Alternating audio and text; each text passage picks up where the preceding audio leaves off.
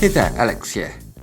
So I'm sure you guys have already seen a ton of reviews about the OnePlus 7 Pro already, so I'll make this quick. I'll be sharing my experience and thoughts on the phone and whether it's worth buying here in Singapore. First of all, I love and hate the design of the phone at the same time. On one hand, the phone feels really premium, it has a nice heft to it, and I really love this nebula blue color. But on the other hand, I'm not a fan of the curved edges at all. It's more fragile, and I think it actually looks quite distracting while using the phone. Anyway, the screen itself is actually superb. I think it might even be the nicest screen I've seen on a phone so far. It has nice colors, it's sharp, the brightness is good enough for outdoor usage, and it has a 90Hz refresh rate, which just makes everything look extra smooth.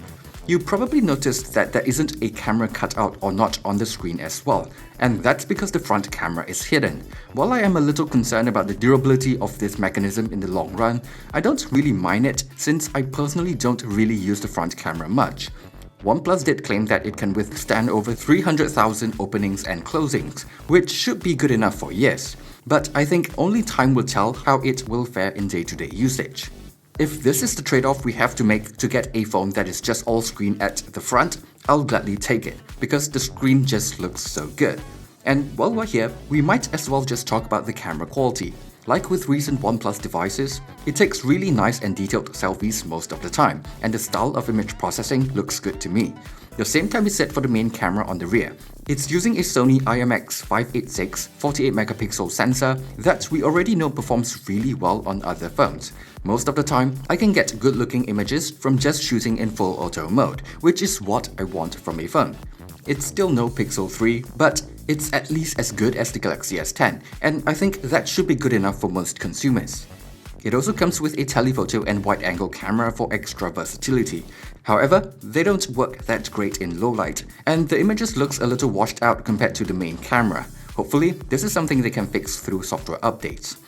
So let's move on to what I feel is the highlight of most OnePlus devices, the performance and software experience. With the latest Snapdragon 855 processor, UFS 3.0 storage, a relatively clean software experience, and that 90Hz display, the OnePlus 7 Pro is probably the smoothest Android phone I've used to date. Apps launches really quickly, games runs really well, and everything just flies on this phone. The only thing that felt a little underwhelming to me was the battery life. It's still good enough to get me through a single day of use, but I was expecting a little more from a 4000 mAh battery. Maybe it's because of that higher refresh rate screen. Anyway, in regards to OxygenOS, it's still one of my favorite flavors of Android. Not just because it looks clean and runs really well, but also because of the additional features that it provides. It's basically the best of both worlds. You get the features and capabilities that you find on Huawei's EMUI or Samsung's One UI, while still maintaining a really clean looking and really smooth version of Android. But of course, it's not all rainbows and butterflies. OnePlus did make a couple of minor compromises here to keep the starting price of the phone a little lower than other flagship devices. It's lacking an official IP rating, and it's lacking wireless charging as well. Are any of those a huge deal? I don't think so, considering other flagship devices has their own trade-offs as well.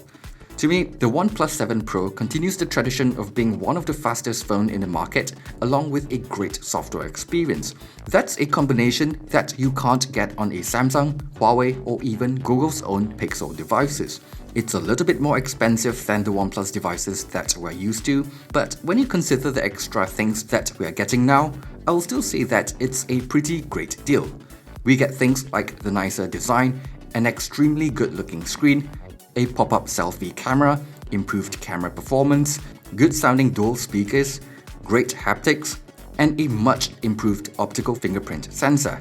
The only problem I have is with the price here in Singapore.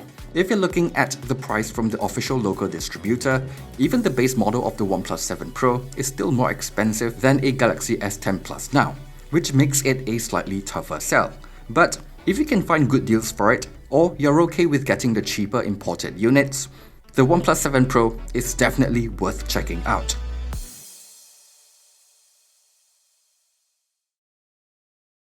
Thanks for watching this quick review of the OnePlus 7 Pro. If you've enjoyed it, be sure to leave a like and subscribe to the channel for more content in the future. Thanks again, and see you guys on the next one.